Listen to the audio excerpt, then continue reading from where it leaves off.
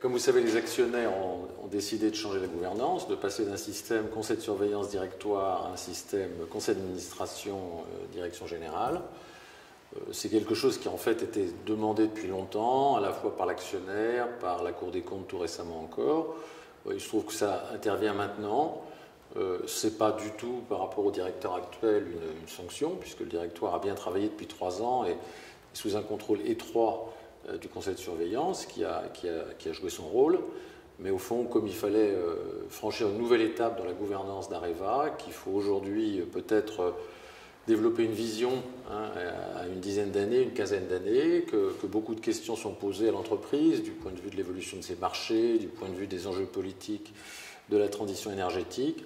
Changer la gouvernance aujourd'hui, c'était au fond adapté à un calendrier qui est celui d'un nouveau développement pour Areva. Donc du coup, ce changement de gouvernance va permettre une réflexion différente sur le futur stratégique d'Areva ?